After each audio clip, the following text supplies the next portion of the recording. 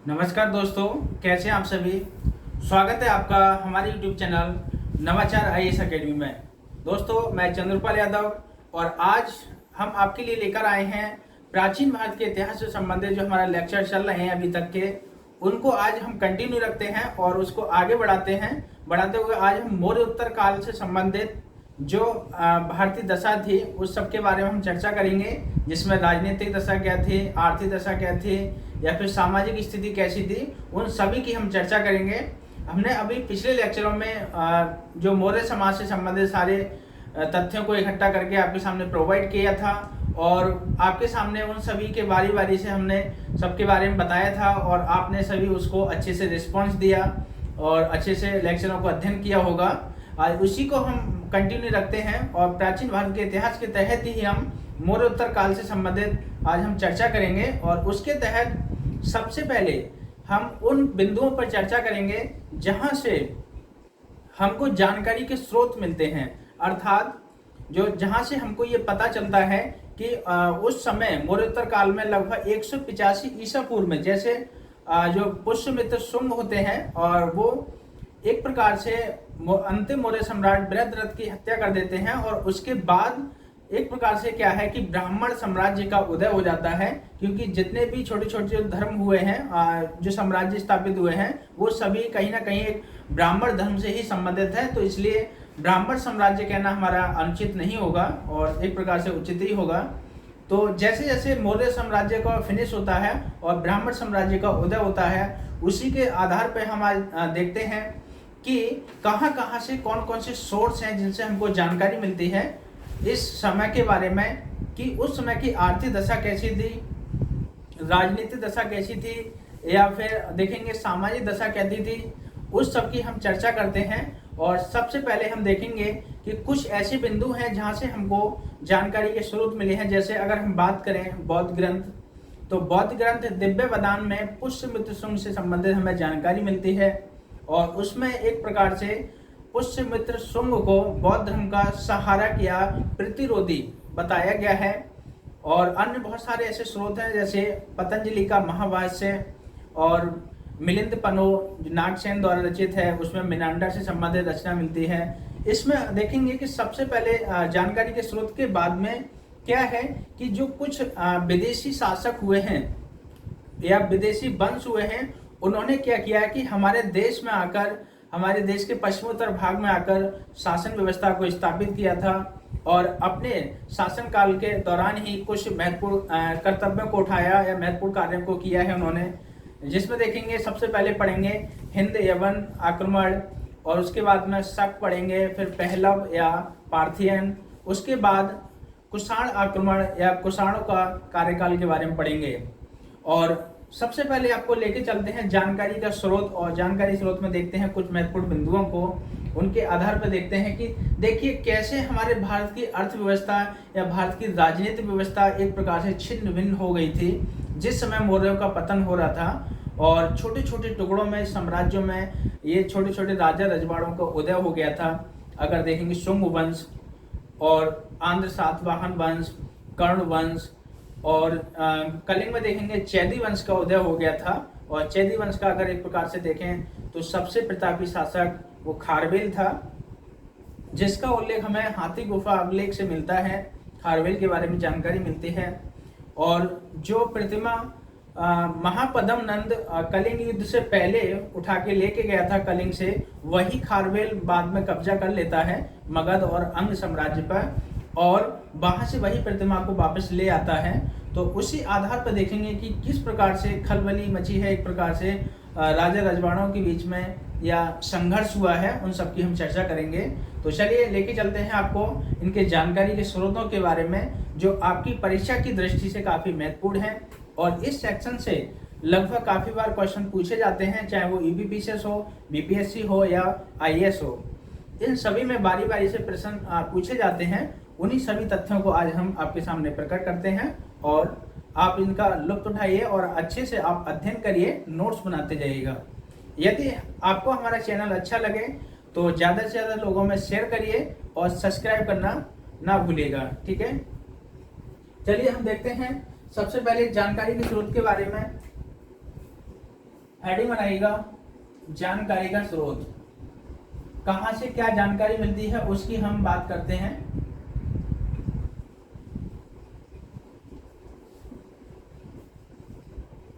तो देखते हैं सबसे पहले कहाँ से हमको जानकारी मिलती है। तो एक है बौद्ध ग्रंथ,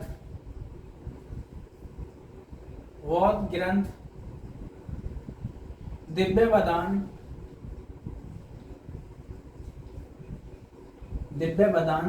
बौद्ध ग्रंथ दिव्य बदान से पुष्यमित्र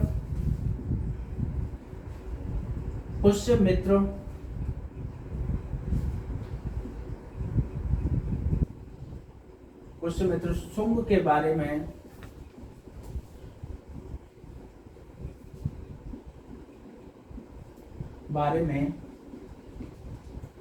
जानकारी प्राप्त होती है।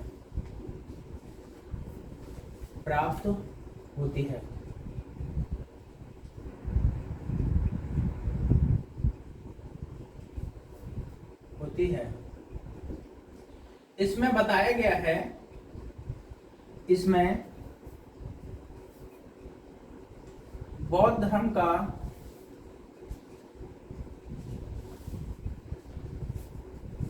का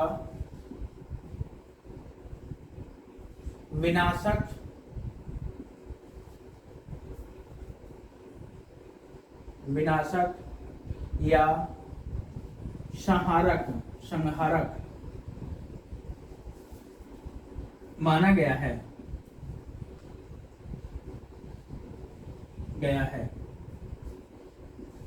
एक जानकारी के रूप में आपको हम बता दें कि जैसे कि जब बौद्ध धर्म का बहुत ज्यादा जोरों शोरों से प्रसार किया जा रहा था मौर्य साम्राज्य के जितने भी उत्तराधिकारी हुए हैं उनके द्वारा, तो उसी आधार पर इतना जोरों शोरों से इसका प्रसार हो रहा था, तो उसके आधार पर कहा जाता है कि जो ब्राह्मण धर्म था वो अपने आप में कुंठा लिए बैठे था और या फिर अपने आप को एक अलग महसूस कर रहा था समाज से। तो अपनी प्रतिभा या अपनी जो इस प्रकार से प्रतिष्ठा थी उसको पुनर्स्थापित करने के उद्देश्य से पुष्यमित्र शुंग जो अंतिम मौर्य सम्राट होता है बृहद्रथ की हत्या कर देता है और खुद एक नए वंश शुंग वंश की स्थापना कर देता है। तो वही एक कारण है कि वहां से बौद्ध धर्म का एक प्रकार से पतन होना स्टार्ट हो जाता है और एक प्रकार से ये क्या करता है पुष्यमित्र शुंग की बौद्ध धर्म के घोर विनाशक हो जाता है और एक प्रकार से उसका क्या है नीचे दिखाने की हमेशा कोशिश करता है।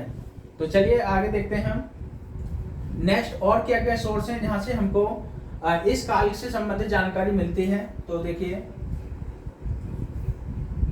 मिलिंद पनो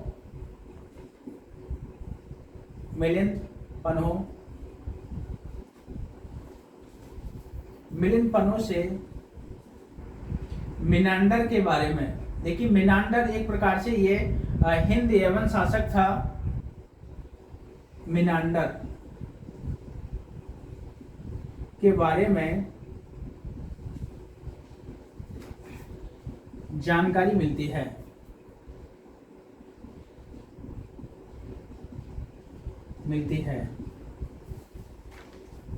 इसकी रचना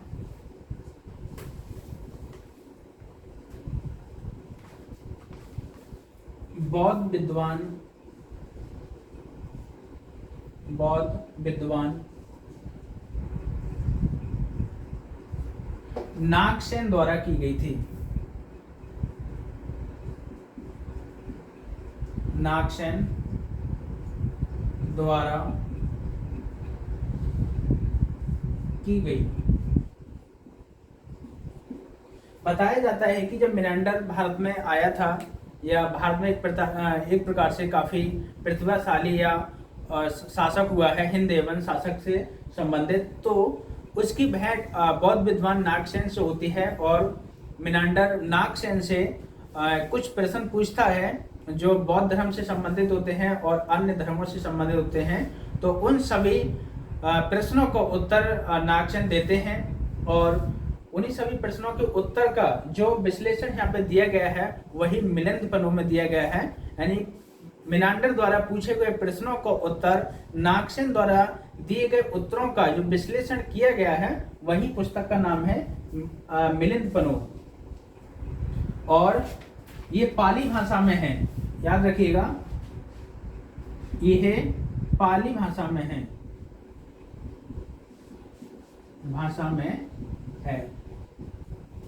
ठीक है। नेक्स्ट लिखिएगा, पतंजलि द्वारा रचित, पतंजलि द्वारा रचित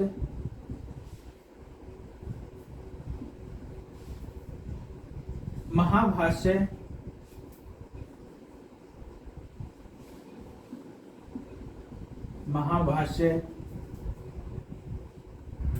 ये संस्कृत में है। महाभाष्य लिख लीजिएगा, संस्कृत का प्रथम नाटक,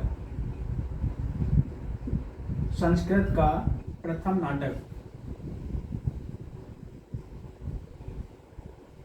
महाभाष्य में नाटक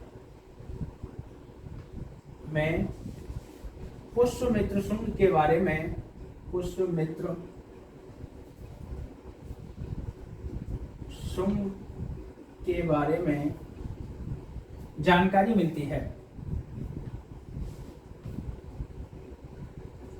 जानकारी मिलती है, ठीक है। नेक्स्ट देखते हैं और क्या क्या सोर्स हैं।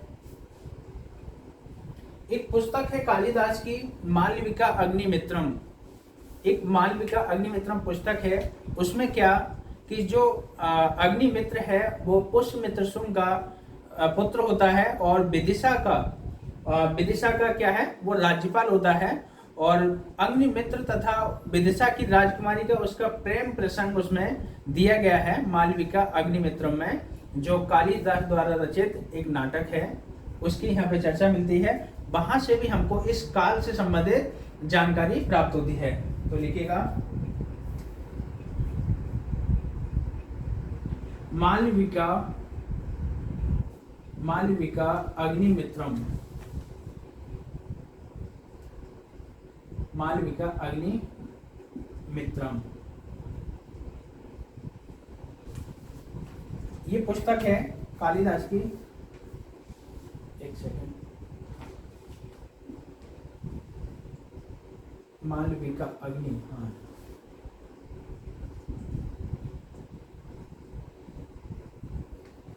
अग्निमित्र ये पुस्तक है कालिदास की। यह कालिदास द्वारा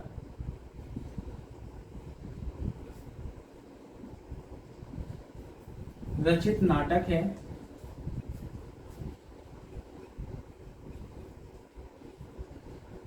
नाटक है जो विदिशा का राज्यपाल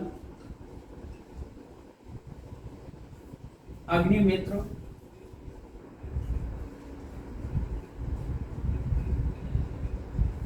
और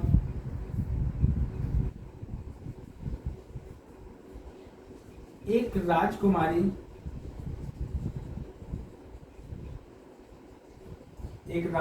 का प्रेम प्रसंग है, प्रेम प्रसंग दिया गया है।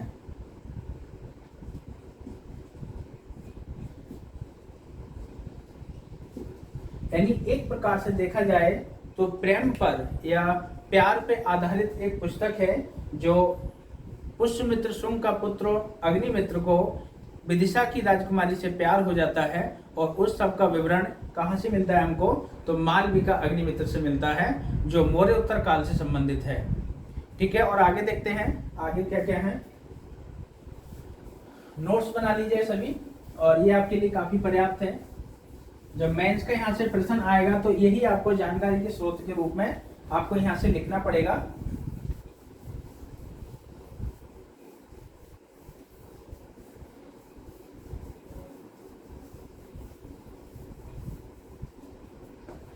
नेक्स्ट देखिएगा, गार्गी संहिता गार्गी संहिता से भी, जो ज्योतिष की पुस्तक है गार्गी संहिता ज्योतिष, लिख लीजिएगा, गार्गी संहिता से यवनों के आक्रमण का उल्लेख मिलता है।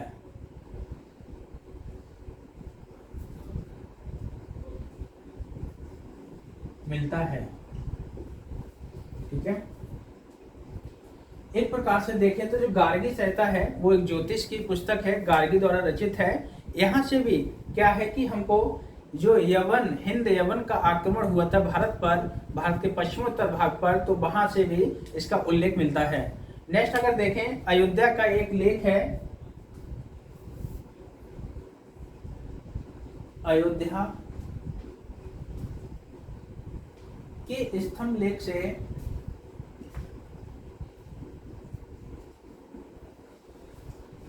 ये जो धनदेव का है, जो अयोध्या का जो राज्यपाल होता है धनदेव, यहाँ पे लिख लीजिएगा,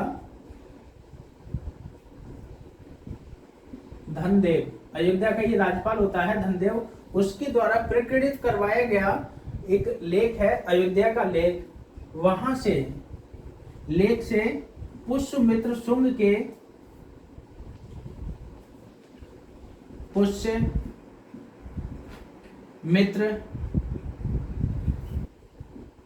शुंग के द्वारा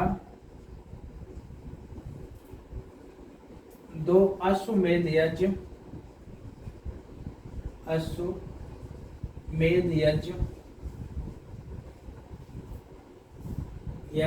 करवाने का विवरण दिया गया है।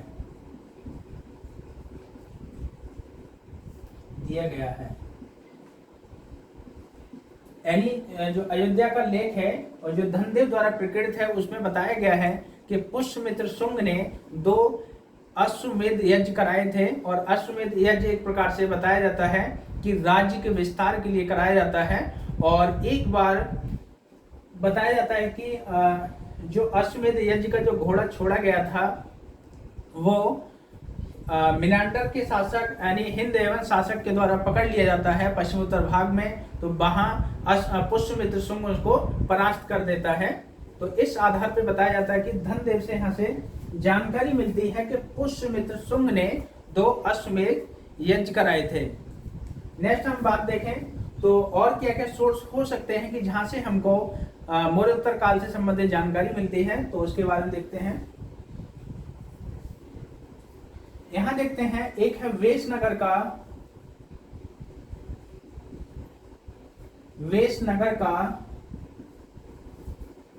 स्तंभ लेख है जो हेलियोडोरस द्वारा,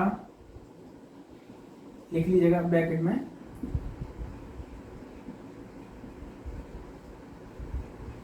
हेलियोडोरस, ये एक प्रकार से सीरिया का राजदूत था, हेलियोडोरस द्वारा लेख से, यहां पे लिखिएगा वेशनगर स्तंभ लेख से मौर्योत्तर काल के बारे में जानकारी प्राप्त होती है।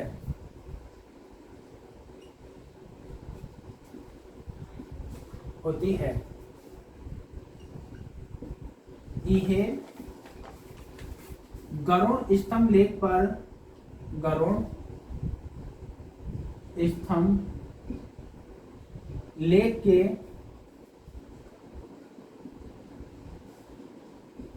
के ऊपर खुदा हुआ है। यानी जानकारी के सोर्स में हम देखें तो काफी सारे पॉइंट हो गए हैं, और भी देख लीजिए। जो साहित्य क्या है एक प्रकार से देखें तो नेचुरल हिस्ट्री जो प्लिनी द्वारा रचित है, और देखेंगे टॉलमी द्वारा रचित ज्योग्राफी, इन सभी से भी एक प्रकार से काफी जानकारी के स्रोत मिलते हैं। तो लिख लीजिएगा, नेचुरल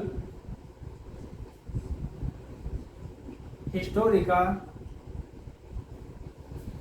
जो बैकग्राउंड लिख लीजिए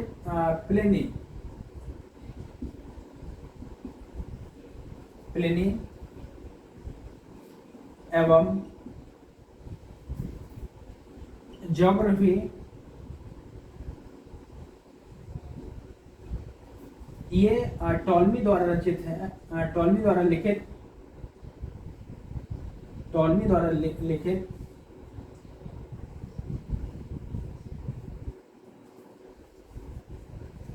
पुस्तक है। इनसे भी क्या है, काफी जानकारी के स्रोत मिलते हैं। एक पुस्तक है, वो है काफी महत्वपूर्ण पुस्तक है, उससे काफी मिलते हैं, पेरिप्लस ऑफ द इरिथियन सी, एक अज्ञात यूनानी द्वारा लिखित पुस्तक है, जहां से हमको काफी जानकारी के स्रोत मिलते हैं। तो उसको लिख लीजिएगा,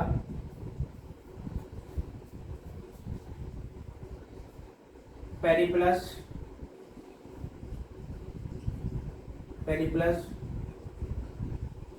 ऑफ द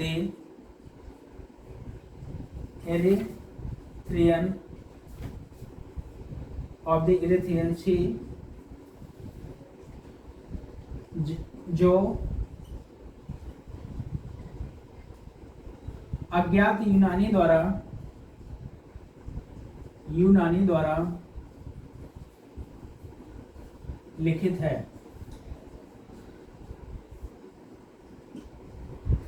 यहां से भी हमको मौर्योत्तर काल से संबंधित काफी जानकारी मिलती है। एक है नासिक का अभिलेख। नासिक के अभिलेख से हमें गौतमी पुत्र सातकर्णी के बारे में काफी जानकारी मिलती है। तो उसको लिख लीजिएगा,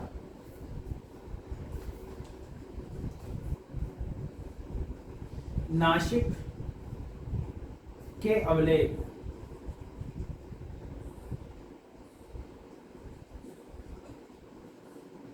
से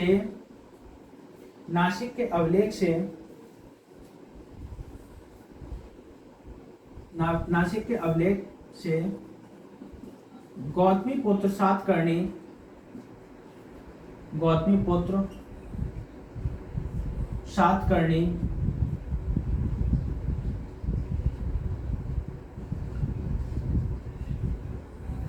के बारे में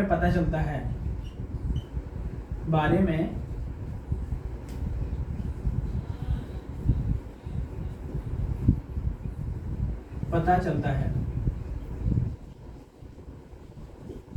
यानी एक प्रकार से देखें तो काफी सोर्स हो गए जहां से हमको विभिन्न मौर्योत्तर काल से संबंधित जानकारियां प्राप्त होती हैं। और एक रूप से देखा जाए तो कुछ स्मृतियां भी ऐसी हैं, जैसे मनु स्मृति है, और मनु स्मृति भी इसी काल में लिखी गई है। बताया जाता है कि राजा मनु ने भी इस काल से संबंधित बहुत सारी जानकारी को इकट्ठा किया और उस समय लिखा था।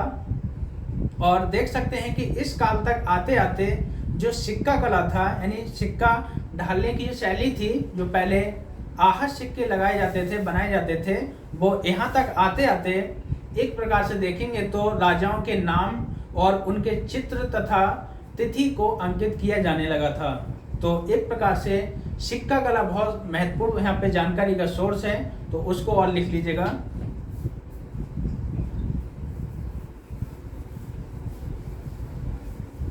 यानी सिक्का कला एक प्रकार से देखा जाता है। तो सबसे पहले यहाँ पे जो सोने के सिक्के हिंद यवन शासकों द्वारा ढाले गए थे, और बड़े पैमाने पर अगर सोने के सिक्कों की हम बात करें तो वो कुषाणों द्वारा ढाले जाते हैं, जिसमें विम कड़फिसस ने सबसे पहले सोने के सिक्के चलाए थे कुषाण काल में। तो लिख लीजिएगा,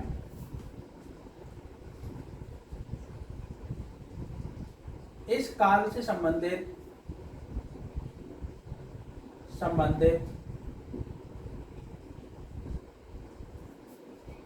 सिक्का,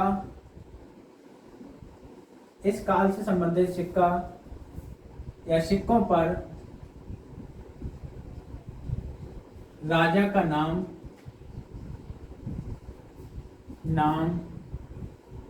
राजा का नाम, चित्र एवं तिथि इत्यादि का अंकन किया जाने लगा था। का अंकन किया जाने लगा था।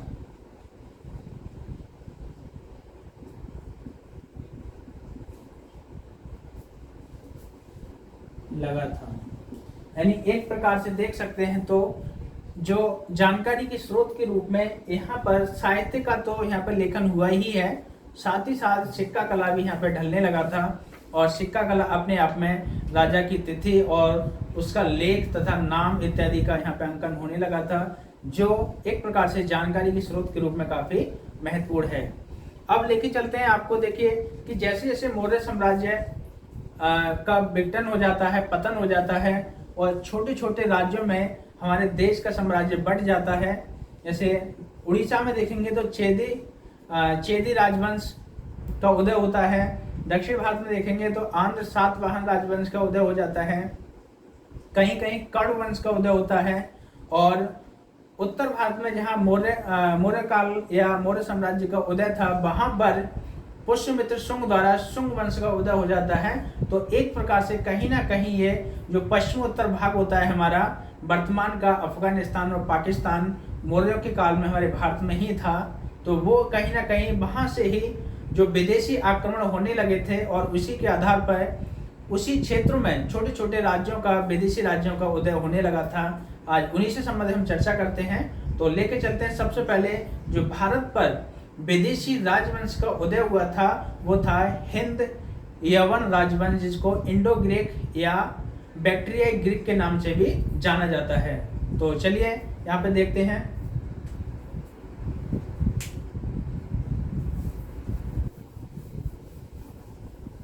प्रथम जो राजवंश था, विदेशी राजवंश, वो हिंद यवन के नाम से जाना जाता है।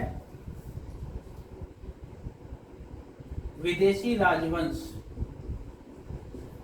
विदेशी राजवंश भारत में, ब्रैकेट में लिख दीजिएगा, भारत में। तो कौन सा था, पहला कौन सा था उसकी हम बात करते हैं। पहला था यहाँ पे हिंद यवन, हिंद यवन या इंडो ग्रीक, इंडो ग्रीक या बैक्ट्रियाई ग्रीक। ये एक ही नाम है, जगह जगह उसको पुकारा गया है अलग अलग किताबों में।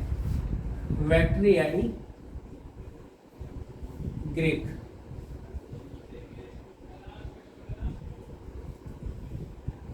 इत्यादि किताबों में ये अलग अलग नाम से जाना जाता है। ये एक ही है, कहीं कहीं हिंद यवन के नाम से जाना जाता है, तो कहीं इंडो ग्रीक के नाम से, तो कहीं बैक्ट्रियाई ग्रीक के नाम से।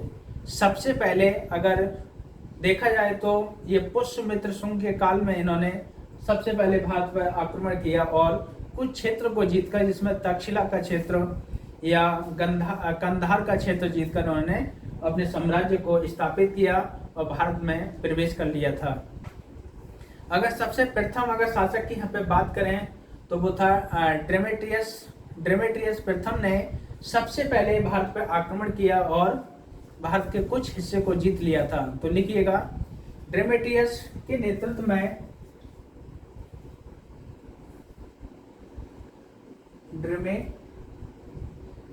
डेमेट्रियस के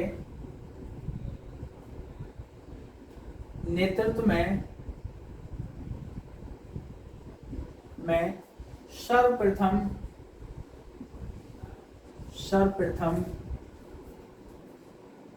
भारत पर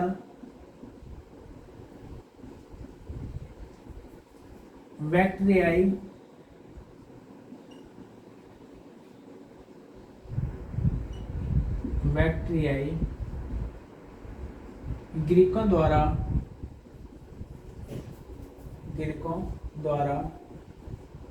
आक्रमण किया गया था।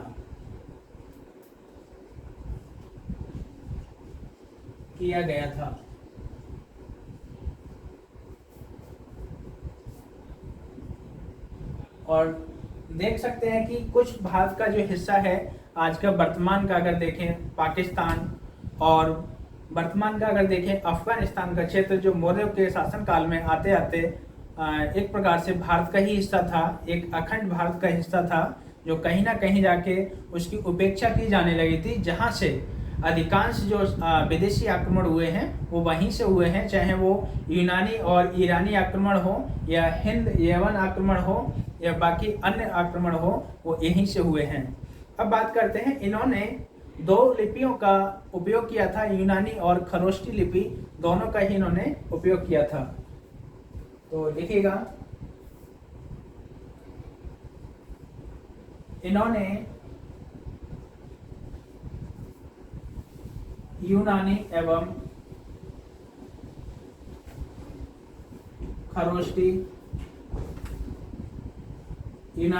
खरोष्टी दोनों ही लिपि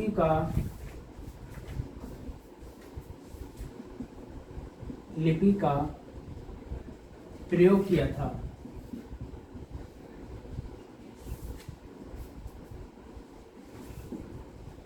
यानी एक प्रकार से जो यूनानी लिपि थी, जहाँ से ये लोग आए थे, और भारत में जो विकसित हुई थी खरोष्टी लिपि, यानी खरोष्टी लिपि उस समय जो ईरानियों के आक्रमण से और विकसित हुई थी, उसी लिपि में इन्होंने क्या है उसका भी प्रयोग किया था, और अपने यहाँ की यूनानी लिपि थी उसका भी इन्होंने प्रयोग किया था। और इसी आधार पे देखा जाता है कि एक जगह है कंधार, जिसको अराकोसिया के नाम से भी जाना जाता था उस समय, तो वहां पर एक शहर की स्थापना इन्होंने की थी, जिसको डेमेट्रियस पॉलिस के नाम से बसाया था, ऐसी चर्चा यहाँ पे मिलती है। तो लिखिएगा, अराकोसिया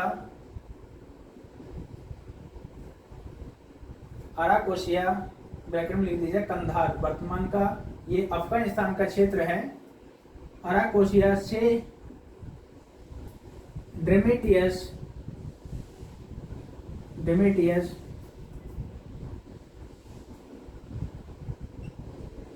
पॉलिस नामक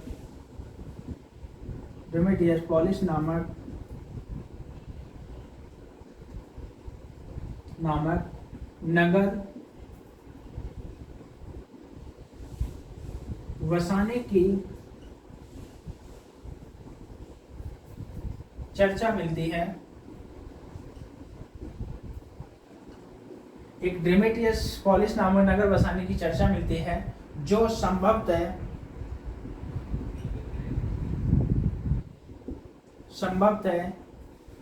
डेमेट्रियस की विजय स्थापना का जो संभवतः डेमेट्रियस के विजय स्तंभ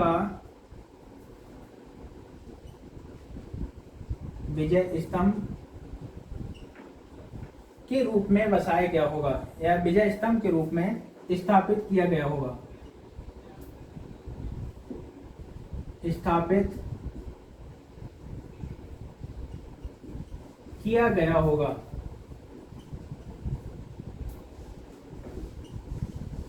यानी जो शहर बसाया गया था, डेमेट्रियस पॉलिस नामक शहर बसाया गया था अराकोसिया या कंधार में। एक प्रकार से कह सकते हैं कि जो डेमेट्रियस ने सबसे पहले आक्रमण किया था और उसने कुछ इलाके को जीत लिया और उसी इलाके में एक शहर बसा दिया था, जिसका नाम डेमेट्रियस पॉलिस के नाम से जाना जाता है। उससे हमें ये जानकारी मिलती है, ये कहीं ना कहीं एक वो ऐसा शहर होगा जो एक विजय स्तंभ के रूप में या डेमेट्रियस की विजय स्तंभ के रूप में यहाँ पे दर्शाता होगा। यहाँ पे देखते हैं इनकी राजधानी साकल थी, जो वर्तमान अगर देखें तो पंजाब पाकिस्तान के क्षेत्र में जो आता है, वहां इनकी राजधानी साकल थी। तो लिखिएगा, इनकी राजधानी साकल, साकल जो वर्तमान में सियालकोट, वर्तमान में देखें तो सियालकोट, ये सियालकोट पंजाब जो पाकिस्तान के क्षेत्र में पंजाब पड़ता है वहां पड़ता है सियालकोट। तो इनकी राजधानी इनकी साकल सियालकोट में राजधानी थी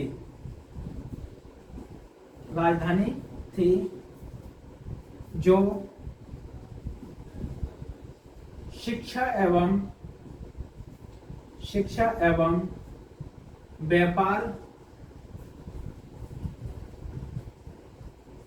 के लिए प्रसिद्ध थी, के लिए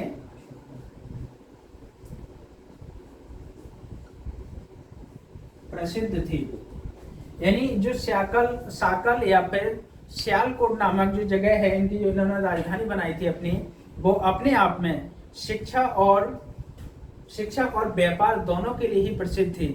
तो इनकी अगर राजधानी की बात करें, हिंद एवन या इंडो ग्रीक या बैक्ट्रियाई ग्रीक, इन दोनों की राजधानी की बात करें तो सियालकोट वर्तमान जो जिला है, शहर है पंजाब पाकिस्तान का, और उसको पहले साकल के नाम से जाना जाता था।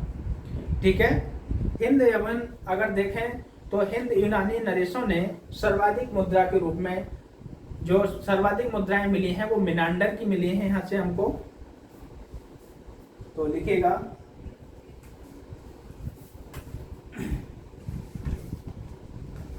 सर्वाधिक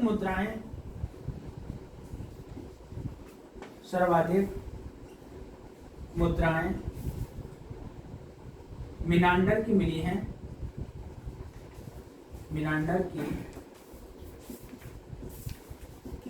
मिली हैं, जो चांदी व तांबे की हैं, तांबे की बनी है। यानी एक प्रकार से देखा जाए तो सर्वाधिक जो मुद्राएं यहाँ पे मिली हैं तो वो मिनांडर की मिली है, और मिनांडर ही सबसे प्रतापी शासक था यहाँ का, और उसी की यहाँ पे हमको कुछ मुद्राएं मिलती हैं। तो लिख लीजिएगा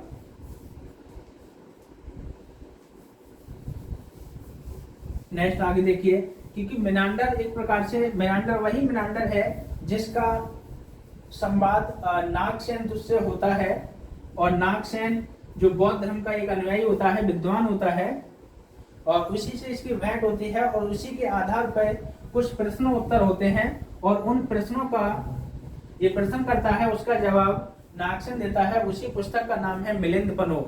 ठीक है। तो वही ये मिनांडर है जो जिसका उल्लेख हमको हिंद यवन शासकों के रूप में मिलता है। तो लिखिएगा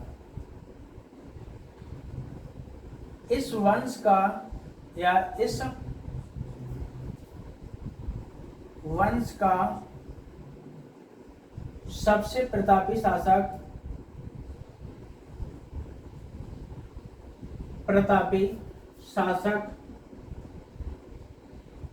मिनांडर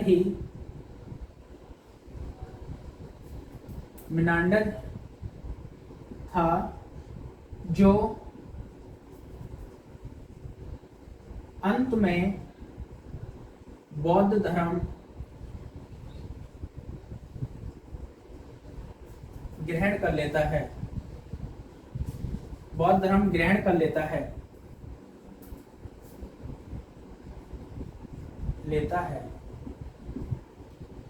एक प्रकार से देखें तो सबसे पहले भारत में सबसे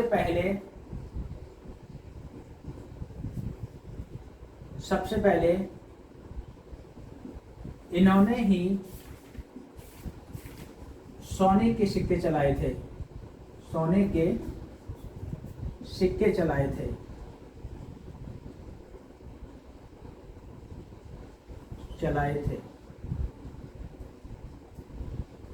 अगर सोने के सिक्कों की अगर बात आए तो देखिए यहाँ से 3 प्रश्न आपको यहाँ पे बनते हैं कि सबसे पहले भारत में सोने के सिक्के किसने चलाए थे, तो हिंद यवन ने चलाए थे। लेकिन अगर यहाँ से आप बात करें कि सबसे पहले सबसे शुद्ध सोने के सिक्के किसने चलाए थे, तो वो कुषाण शासकों ने चलाए थे। कुषाण शासकों ने भारत में सबसे पहले सबसे ज्यादा शुद्ध सोने के सिक्के इन्होंने ही चलाए थे, कुषाण शासकों ने। लेकिन अगर सर्वाधिक सोने के सिक्कों की हम बात करें तो ये गुप्त काल में चलाए जाते हैं। सर्वाधिक सोने के सिक्के, सबसे ज्यादा सोने के सिक्के किसने चलाए थे, तो वो गुप्त काल में चलाए थे। ठीक है। मेनांडर के सिक्कों में अगर बात करें तो मेनांडर के सिक्कों पर कुछ ऊंट का भी हमको संकेत मिलता है, कहीं कहीं ऊंट का, जिससे हमें ये प्रतीत होता है कि इन्होंने राजपुतानों के क्षेत्र पर भी शासन किया होगा। तो लिखिएगा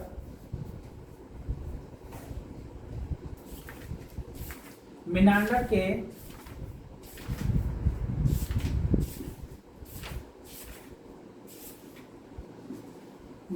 के कुछ सिक्कों पर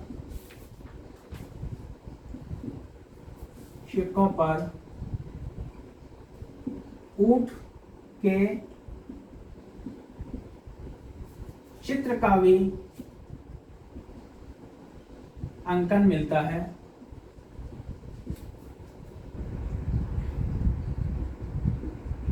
मिलता है। इससे यह प्रतीत होता है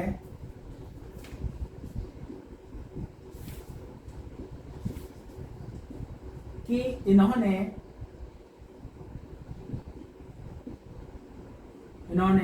राजपुताना क्षेत्र पर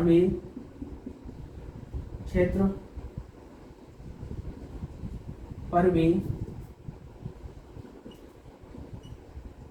शासन किया होगा। यानी एक प्रकार से जो राजपूत साम्राज्य का उदय होता है 8वीं सदी में जाकर, तो उस क्षेत्र पर भी यहाँ पे इन्होंने शासन किया होगा। यानी राजस्थान के क्षेत्र की बात हो रही है यहाँ पे। तो ऐसे यहाँ से महसूस होता है कि मेनांडर के कुछ सिक्कों पे हमको ऊंट का चित्र मिलता है, जिसके आधार पे कह सकते हैं कि इनका जो राज्य क्षेत्र बड़ा होगा तो वो सिंध प्रांत और राजस्थान के एरिया के क्षेत्र पर भी इन्होंने शासन किया होगा। तो इस प्रकार से देखें तो इनके जो सिक्के मिले हैं वो काफी ही अच्छे हैं, और एक प्रकार से सबसे पहले सोने के सिक्के इन्होंने ढाले थे। ठीक है। तो ये जो बात की थी हमने हिंद यवनों के बारे में या बैक्टीरियाई या इंडो ग्रीक के बारे में। अगर आपसे क्वेश्चन आ जाए कि सबसे पहले जो सोने के सिक्के जारी किए थे तो हिंद यवन नहीं आए या इंडो ग्रीक आ जाए ऑप्शन में, तो आप इंडो ग्रीक लगा दीजिएगा, या फिर बैक्टीरियाई ग्रीक आ जाए तो बैक्टीरियाई ग्रीक इसमें लगा दीजिएगा। ठीक है। तो ये आपका हिंद यवन हुआ। अब हम बात करते हैं शक का आक्रमण या शक वंश। ठीक है। नेक्स्ट अगर दूसरा देखें महत्वपूर्ण जो वो शासक हुए हैं या फिर आक्रमण किया है तो वो शक आक्रमण है। देखिए सबसे पहले हिंद यवन ने किया है या इंडो ग्रीक ने किया था, और उसके बाद जो आक्रमण किया था भारत पे और राज्य स्थापित किया था वो शकों ने किया था। ठीक है। दूसरा कौन है, शक आक्रमण।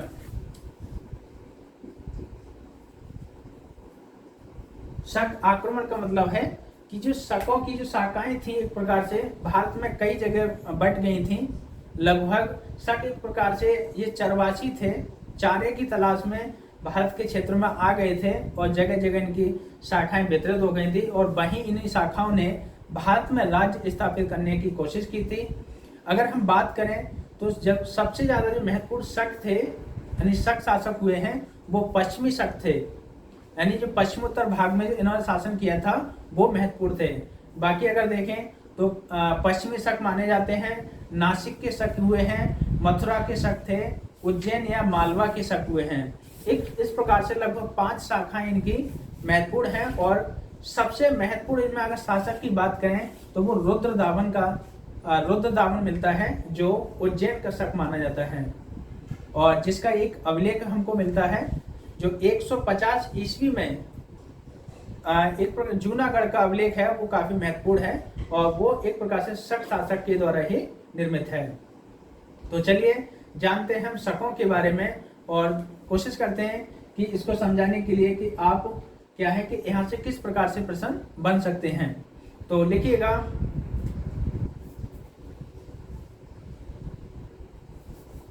जो तक्षशिला के शक थे, तक्षशिला में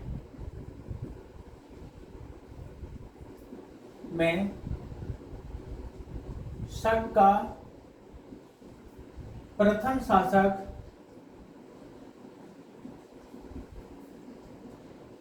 शासक माउस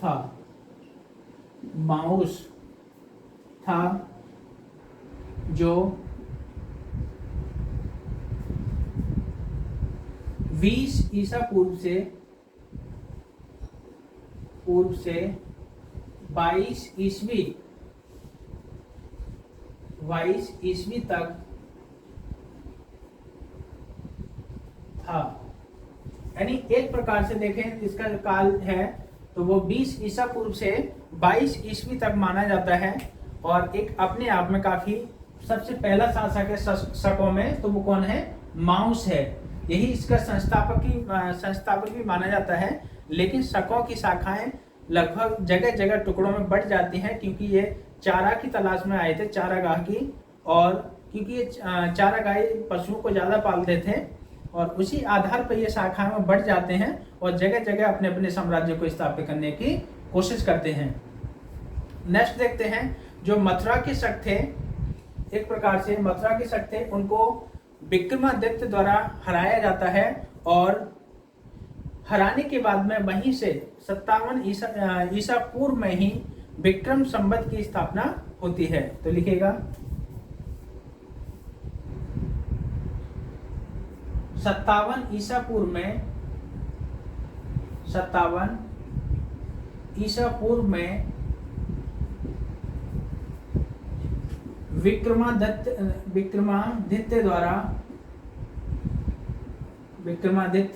शासक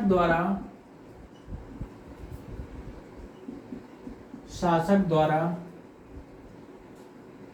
मथुरा के शकों को पराजित किया जाता है,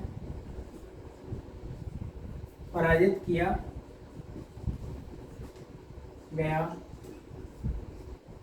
और विक्रम संवत की और एक नवीन संवत विक्रम संवत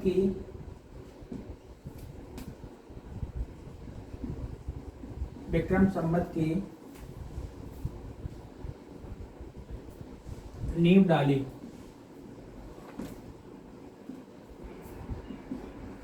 थी। यानी एक प्रकार से देखा जाए तो जो विक्रम संवत की नींव किसने डाली थी? तो विक्रमादित्य नामक एक शासक था। देखिए विक्रमादित्य एक जो उपाधि है वो शासक अपने आप को गौरवान्वित करने के लिए या अपने आप मान सम्मान बढ़ाने के लिए एक उपाधि धारण करते थे जिसको विक्रमादित्य के नाम से जाना जाता था। तो एक शासक का नाम नहीं है, ये एक उपाधि है और एक उपाधि जैसे इस प्रकार से अपने आप को सम्मानित सिद्ध कर देते हैं या अपने आप को एक गौरवान्वित हासिल करने के लिए वो क्या है, एक उपाधि धारण करते थे विक्रमादित्य के नाम से। तो ये वही उपाधि है और इसी शासक ने सबसे पहले मथुरा के जो शक हुआ करते थे उनको हराया था और उसी आधार पर एक नवीन संवत विक्रम संवत की यहाँ पे क्या की इन्होंने स्थापना की थी या नींव डाली थी। अब बात करते हैं कि जो नासिक के संवत थे उनमें सबसे नासिक के जो शक थे उनमें सबसे प्रतापी शासक कौन था? तो वो नहपान था। तो लिखिएगा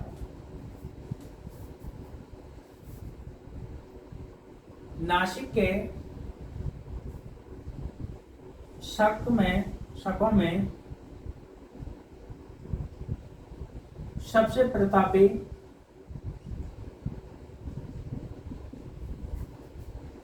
प्रतापी शासक शासक नहपान, यही वही नहपान है जो गौतमीपुत्र सातकर्णी इसको पराजित करता है और इसके सिक्कों को ढलवा लेता है। नहपान यानी 119 से 124 ईस्वी में था, नहपान था। इसका जो कार्यकाल है लगभग 5 वर्ष इसने कार्य किया था और एक सबसे प्रतापी शासक था, ठीक है। लेकिन अगर सबसे ज्यादा प्रतापी शासक अगर सभी में अगर देखा जाए तो रुद्रदामन था, जो जिसका एक अभिलेख मिलता है हमको, जूनागढ़ अभिलेख, जहां से ये पता चलता है कि इसने सुदर्शन झील का निर्माण करवाया था। तो रुद्रदामन का अभिलेख से हमको रुद्रदामन के बारे में पता चलता है। तो ये शक ही था। तो वो कौन था? उज्जैन का शक था। तो लिखिएगा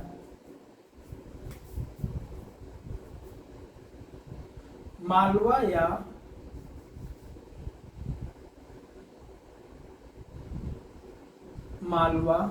या उज्जैन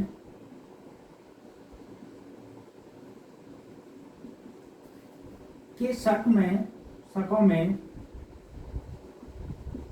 सबसे प्रतापी राजा, सबसे प्रतापी शासक रुद्रदामन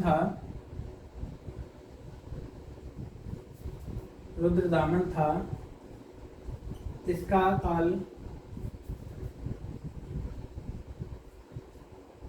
130 से 150 ईस्वी तक माना जाता है। 130 से 150 ईस्वी तक माना जाता है।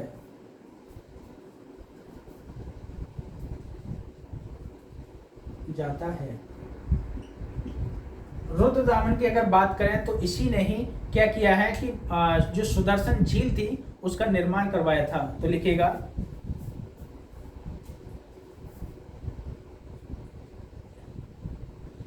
रुद्रदामन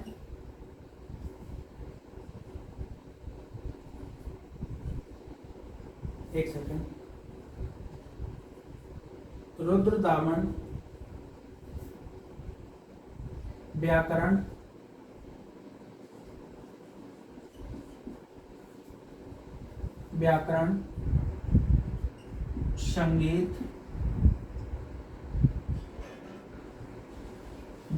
संगीत, और एक प्रकार से देखा जाए तो राजनीति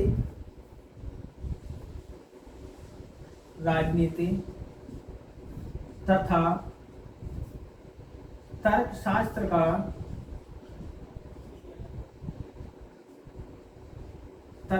का विद्वान था।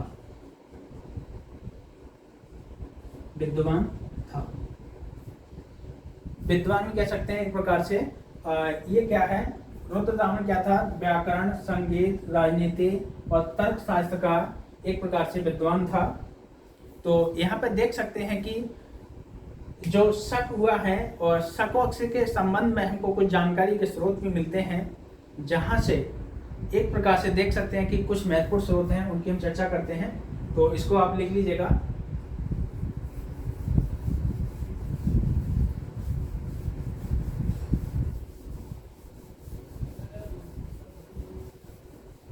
लिखिएगा, बहुत महत्वपूर्ण है। आगे लिखिए, रुद्रदामन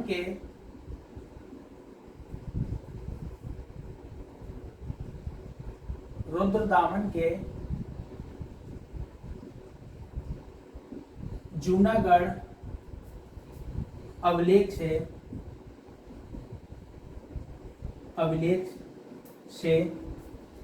जो लगभग 150 ईस्वी का है, याद रखिएगा। अभिलेख से हमें यह ज्ञात होता है कि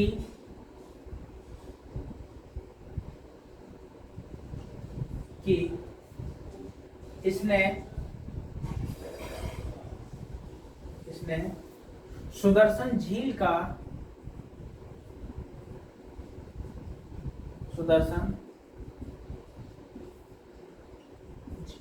झील का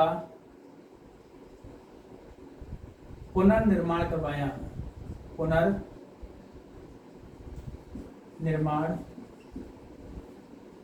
करवाया, यानी एक प्रकार से कह सकते हैं कि जो सुदर्शन झील का पहली बार जो निर्माण करवाया था वो मौर्य साम्राज्य में चंद्रगुप्त मौर्य के जो गवर्नर था सौराष्ट्र प्रांत का, तो उसने करवाया था, जिसका नाम पुष्यगुप्त वैश्य था। और अशोक ने एक बार इसका मरम्मत भी करवाई थी, अशोक के गवर्नर ने, लेकिन रुद्रदामन ने इसको क्या है दोबारा से निर्माण करवाया था, क्योंकि ये झील एक प्रकार से पट चुकी थी और इसमें पानी की व्यवस्था के लिए उसने उसको दोबारा से खुदवाया और उसका पुनर्निर्माण करवाया था।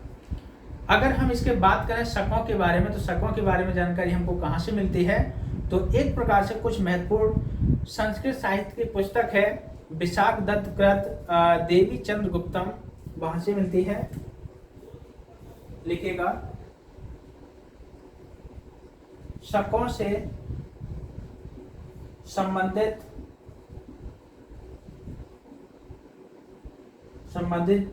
जानकारी के स्रोत क्या है, लिखिएगा।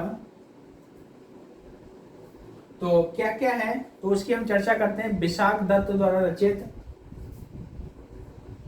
विशाख दत्त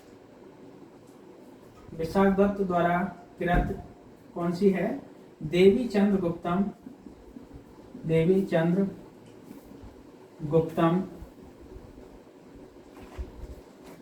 और एक पुस्तक है बाण भट्ट द्वारा रचित है, जिसका नाम है हर्षचरित।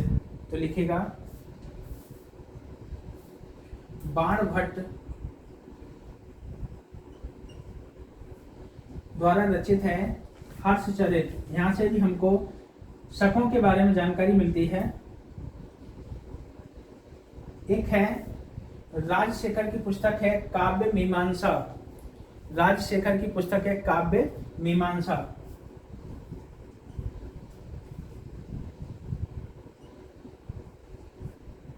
काव्य मीमांसा,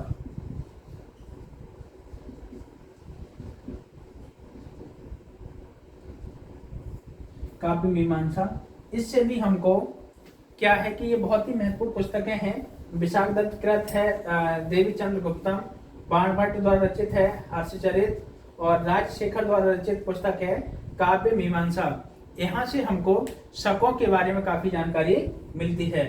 तो दोस्तों आज हमने क्या है कि शकों के बारे में जाना और हिंद यवन या इंडो ग्रीक या बैक्टीरिया ग्रीक के बारे में जाना। देखिए लेक्चर थोड़ा सा लंबा हो जाएगा, इसी के दृष्टिकोण से हम इसको क्या है दो भागों में तोड़ते हैं, और नेक्स्ट जो लेक्चर है उसमें हम आपको पहला या पार्थेय वंश और कुषाण वंश के बारे में बताएंगे, जिसमें कुषाण शासक से संबंधित होगा। तो आज के लिए देखते हैं, एक प्रकार से ये काफी सोर्स हमने आपको बताया था जिसमें जानकारी का स्रोत है, और हमने आपको इंडो ग्रीक के बारे में बताया, शकों के बारे में बताया था, और उस समय की जो मौर्योत्तर काल के संबंधित जो राजनीति थी उस व्यवस्था के बारे में जानकारी दी। अब हम आपको क्या है कि नेक्स्ट जो लेक्चर होगा हम उसमें जो दो विदेशी जो शासक हुए हैं या वंश हुए हैं जिन्होंने अपने अपने साम्राज्य को काफी बढ़ावा दिया था, उसकी हम चर्चा करेंगे नेक्स्ट लेक्चर में। तो आज के लिए इतना ही काफी है, धन्यवाद।